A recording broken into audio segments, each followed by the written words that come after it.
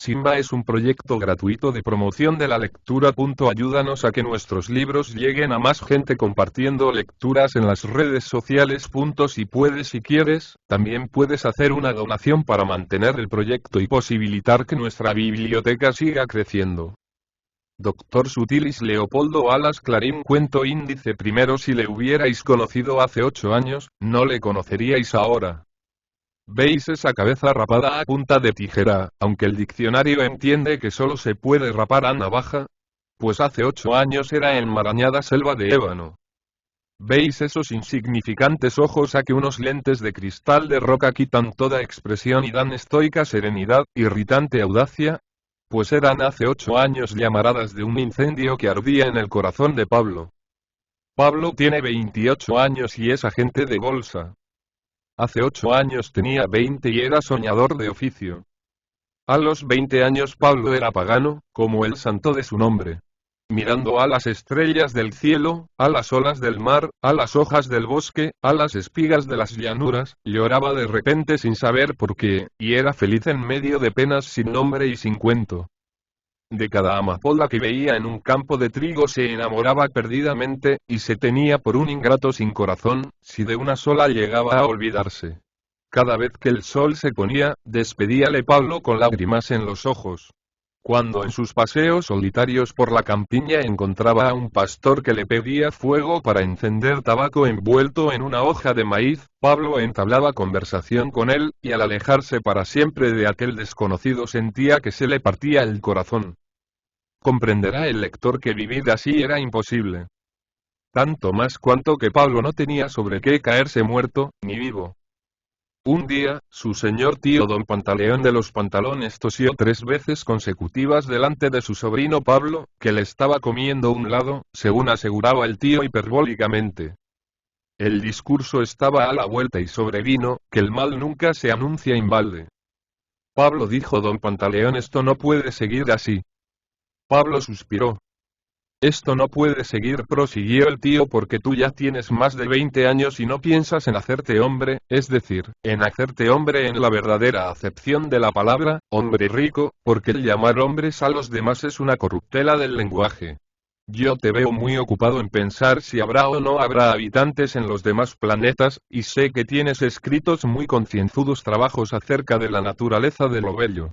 Todo eso será muy bonito, muy interplanetario, pero no tiene sentido común. Figúrate que yo aprieto los cordones de la bolsa. ¿Qué harás tú en adelante? ¿Te comerás la Vía Láctea, o el concepto de lo sublime? Estás muy empingorrotado y es necesario que bajes a la vida real para alternar con los semejantes. En una palabra, te voy a hacer tenedor de libros. Esta es ocasión de decir que Pablo amaba a Restituta con una pasión sin freno, como el huracán, sin medida, como el océano, sin pies ni cabeza, como la política española. Restituta debió empezar por no llamarse Restituta. ¿A qué venía ese nombre en participio pasado y casi en latín? Sin embargo, esta contrariedad léxica no desorientó a Pablo. No era lo peor que Restituta se llamase Restituta, sino que además se llamaba Andana. Muy buenos versos hacía Pablo. Pero la niña, que había leído el romancero de la guerra de África escrito en verso por Eduardo Bustillo, había perdido el gusto en materia de versos. Pablo era predominantemente subjetivo, como dicen en el Ateneo, sección de literatura, y Restituta era aficionada a lo épico hasta el punto de llegar a casarse con un capitán de cazadores en situación de reemplazo. El mismo día en que el capitán pidió al padre de Restituta la mano de su hija, don Pantaleón de los Pantalones le pidió para Pablo una plaza de tenedor vacante en su establecimiento de paños y tejidos. He aquí los versos que escribió Pablo con motivo de este segundo acontecimiento. El amor caminaba desnudo entre rosas y suavísimo césped. Las brisas y las auras juguetonas le acariciaban. Cuando era esto no había telares en el mundo, ni se desnudaba a los animales de sus pieles para vestir al lobo humano. El amor, anda que te andarás, y llegó a las breñas, halló angosto el camino y lleno de zarzas, cardos y espinas. A los primeros pasos vertió lágrimas de dolor, pero esperaba que volvieran las flores y sufrió las heridas de los abrojos resignado. Siguió andando y las rosas no volvieron a aparecer. Las espinas de las zarzas eran cada vez más y más agudas. El amor iba hecho un San Lázaro. Entonces se detuvo. Sembró lino en derredor, no sin desbrozar antes la tierra. Inventó la lanzadera, el telar, todo lo que le hizo falta para fabricar tela. Probó a andar otra vez, vestido de flotante túnica, pero la vida sedentaria le había hecho poltrón, afeminado, y las heridas de los abrojos le lastimaban más que cuando caminaba desnudo. Fue preciso fabricar el paño, hizo trampas para cazar animales. Despellejó, curtió, tundió y se vistió de señorito. La ley de las salidas le aconsejó que trabajara en grande. El espíritu industrial se apoderó del amor, trabajó para afuera y tuvo que aprender la teneduría de libros. Cuando la razón social Amor y Compañía se hizo respetable en todos los mercados, el amor probó de nuevo a emprender el viaje, y grande y agradable fue su sorpresa al ver que las espinas y los cardos y las breñas habían desaparecido. El camino era otra vez de rosas y suavísimo césped. Las brisas y las auras acariciaban al viajero. Todo volvía a ser como al principio. No hubo más sino que, al pasar junto a una fuente, el amor se miró en sus aguas y vio que no era él mismo, ni cosa parecida. Desde aquel día el amor busca al amor y no parece. Lo primero que le extrañará al lector en esta poesía será el que esté escrita en prosa. ¿Es que hay poesía en prosa, como pretende el señor Bidart? Nada de eso. Lo que hay es que yo he traducido estos versos, escritos en alemán, en prosa castellana. Pablo, que había estudiado mucho cuando anduvo desnudo, escribía sus poesías íntimas en alemán con regular corrección. Pero después de hacer esta, ni en alemán ni otra lengua alguna, ni viva, ni muerta, volvió a encontrar consonantes, como no fuera por casualidad. Esta poesía hizo crisis en el alma de Pablo, que desde aquel día empezó a ser hombre en la verdadera acepción de la palabra. El señor de los pantalones veía con asombro y con alegría que en las cuentas de su sobrino las sumas eran fiel representación del conjunto de los sumandos, y que ni por casualidad era un cociente mayor que el dividendo en las divisiones de Pablo. En los libros diarios no había raspaduras, ni al margen escollos rítmicos, ni suspirillos germánicos. ¿Y el capitán de cazadores, cómo ocultarlo? No era poeta. Y para ser hombre en la verdadera acepción de la palabra, le faltaba medio escalafón. En la lista de los capitanes estaba como el alma de Garibay, muy lejos de ambas orillas, como un náufrago en las soledades del océano. Si se miraba para atrás se veía que el bueno de don Suero de Quiñones debió ponerse las 3 estrellas próximamente cuando el gran capitán, y si se miraba hacia adelante, se adivinaba que don Suero pondría galones en la bocamanga cuando ya fuese un hecho la paz perpetua. Pero nada de esto inquietaba al principio a Restituta, quien confiada, como los economistas, esperaba que las causas represivas vinieran a mermar la clase de capitanes y a reducir considerablemente la población, por consecuencia. Quiñones era un guapo mozo y Restituta le había amado por espíritu de cuerpo, porque Restituta, en el fondo del alma, era una mujer de infantería. Había nacido para casarse con un capitán del arma. Ni por un momento se le ocurrió a Pablo hacer la competencia a un rival que tenía fuero privilegiado. Se dio por vencido desde la primera formación en que vio Restituta a don Suero. Sea dicho en honor de Pablo, Restituta no había dejado de dar pábulo algunas veces a la pasión del mísero soñador.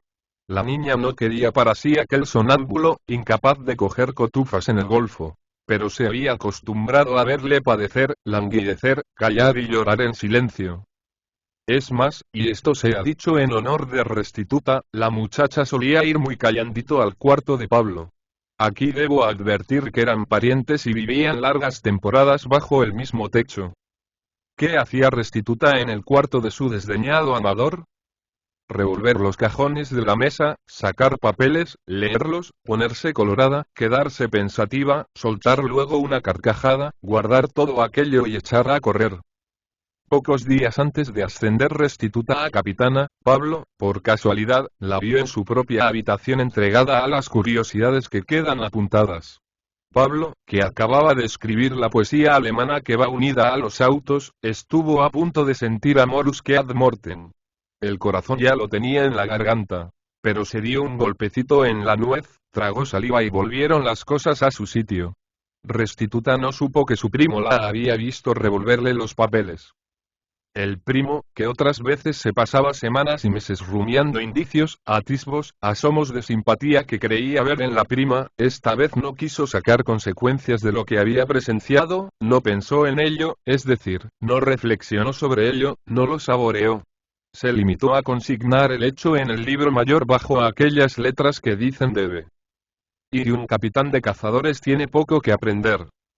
Evitemos la anfibología. No quiero decir que él, el capitán, tenga poco que aprender, porque ya lo sepa casi todo. He querido decir que a don Suero de Quiñones su mujer se lo supo muy pronto de memoria. A los maridos, especialmente a los maridos capitanes, les sucede lo que a la naturaleza, son bellos per troppo variar. Don Suero fue bello y vario mientras no agotó las combinaciones posibles de su indumentaria. De paisano, de uniforme, de gala con uniforme, de levita de campaña, de gorra de cuartel, de ruso, y pare usted de contar. No había más. Restituta, después que se sació de ver todo esto, y no tardó mucho, quiso penetrar en los subterráneos del alma. Quiñones no tenía subterráneos.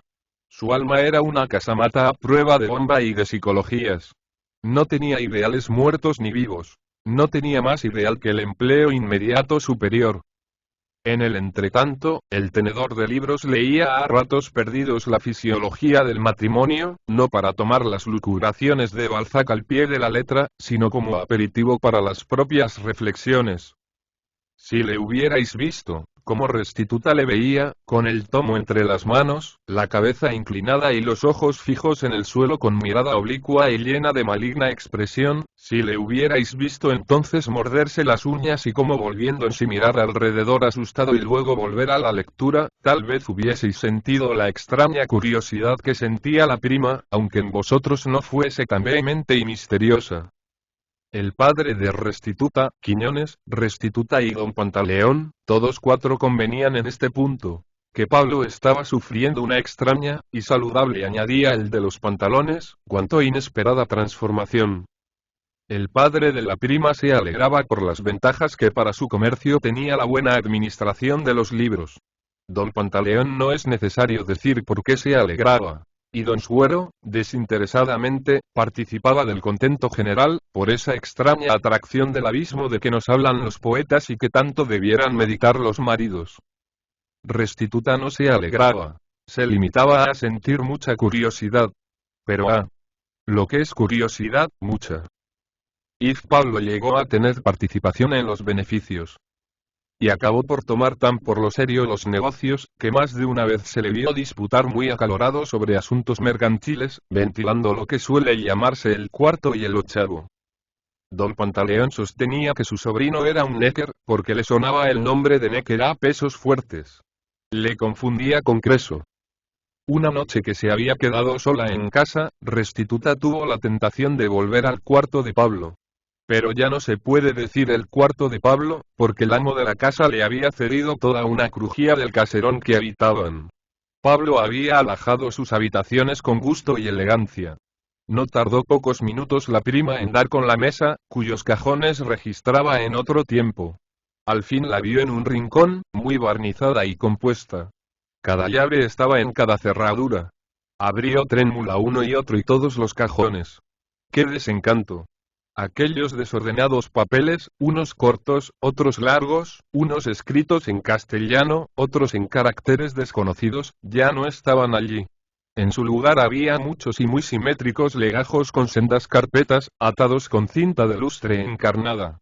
Cuando firmó el contrato de matrimonio vio Restituta algo parecido en el despacho del juez municipal. Buscó por todas partes, pero no vio ni rastro de aquellos papeles que, valga la verdad, no había olvidado en tanto tiempo. De algunas composiciones cortas quiso Restituta hasta acordarse de memoria. Por cierto que decía para sí, de vuelta a su hogar propiamente dicho. ¿Cómo era aquel verso en que juraba mi primo que se reía y lloraba al mismo tiempo? Viendo que no podía hacer memoria, pensó Restituta que mejor sería hacer entendimiento. Y lo hizo. Tanto aguzó la inteligencia, tantas vueltas dio a los viejos recuerdos de los conceptos aprendidos en los papeles de Pablo, que al fin Restituta, allá en sus soledades, se convenció de que su señor marido y capitán era un beduino, ella una mujer no comprendida, y su primo un hombre que la hubiera comprendido perfectamente. Ya había sido miembro de varias comisiones de Hacienda municipal y provincial, y estaba a punto de ser diputado a Cortes Pablo Soldevilla, cuando su primer amor se decidió a sondearle aludiendo a las tristezas del pasado. ¿No te casas, Pablo?, dijo Restituta cuando se vio a solas con él en la glorieta del jardín, cerca ya de la noche. ¿Casarme? Yo. Lo dicho, prima. Aunque lo haya dicho hace 8 años, dicho está. Yo he amado a una mujer, a una sola, ¿entiendes? Y de una vez para siempre. Ya sabes que creo en la pluralidad de los mundos habitados, que creo, como si lo viera, que mi alma ha de vivir en todas esas estrellas que ahora empiezan a lucir allá arriba. Te advierto que son infinitas. Pues bien, Restituta. Yo que espero vivir en todas seguiré amando a la mujer que amé aquí, en esta pobrecita y tristísima tierra que se va quedando tan obscura. Y era verdad que obscurecía, y Pablo daba pataditas sobre una planta de violetas. Bien podrán preguntarme después de 1.000.000 de vidas. ¿No te casas, Pablo? Yo contestaré siempre. Lo dicho, dicho. Restituta apreció en todo su valor este trozo de literatura corrosiva, como la llaman, con razón, las almas honradas. Hubo una pausa. Al fin Restituta, como quien varía y no varía de conversación, exclamó. Oye, ¿y desde que te has hecho comerciante y sabio hacendista, ya no haces versos? ¡Qué bonitos los hacías! Parece mentira. Pero la verdad es que a la larga no se puede vivir sin versos, buenos, se entiende, como los tuyos. Hace 8 años escribí los últimos. Son los únicos que conservo, en la memoria. ¿Quieres recitarlos? Si los hice en alemán. Pues no importa. Dime la substancia. Pablo dijo la substancia, sin poner, pero no sin quitar, pues creyó del caso suprimir aquello de que el amor, al mirarse en la fuente, no se había conocido. Concluyó diciendo que el amor busca el amor. Qué pensativa se quedó Restituta. Oye, Pablo dijo cuando ya era noche del todo, qué amargos son esos versos. Parece que piensas, según ellos, que nadie quiere el amor por el amor, que necesita otros atractivos, que ha de revestirse de 1000 requisitos y tomar 1000 precauciones para que no le lastimen los abrojos de la vida. Y es la verdad. A mí no me quisieron cuando ofrecí un amor sincero, inocente. Mi tío me aseguraba que hasta que fuera hombre no me querrían, y trabajé y fui hombre, y ahora, aunque me quieran, ¿qué me importa? Porque, lo dicho, vi dicho y hecho. Yo no tengo la culpa. Ni ellos tampoco. Restituta comenzó a comprender el amor puro, ideal, cuando la naturaleza naturans ya había satisfecho sus primeras necesidades, cuando Quiñones no tuvo más uniformes que vestir y cuando las tinieblas caliginosas dieron paso en el cerebro de la hermosa niña a un poco de luz. Porque Restituta era todavía muy joven cuando sucedió la escena de la glorieta. 24 años. Es cuando una mujer puede entender algo de los desengaños y gozar esa melancólica y poética perspectiva de los recuerdos, de la cual Dios libre, lector, a tu mujer, si la tienes. Amén. En cuanto a Pablo, preciso es confesar que se portó como un bellaco, y como un cobarde primero. Fue cobarde porque, ya que había nacido soñador, idealista, debió afrontar las desastrosas consecuencias de su vocación y de su carácter. Fue bellaco porque no recitó delante de Restituta su última poesía íntegra. ¿Por qué no dijo, como era la verdad, que el amor al mirarse en la fuente no se había conocido? ¿Por qué no confesó que al tener entre los brazos el sueño cuajado en realidad, aquella mujer adorada en la primera juventud, solo había sentido el placer de la venganza y del orgullo satisfechos? Y vergüenza. Debió confesar también que a la segunda cita no acudió, sino muy tarde, porque sus deberes de agente le llevaron a la bolsa. Sí. Fue cobarde, fue bellaco, pero fue agudo, fue sutil. Oyó en los labios de su tío don Pantaleón de los Pantalones, que era tan bruto, las palabras de la sabiduría. Amaba el ideal y le recordaron los dolores que acarrea.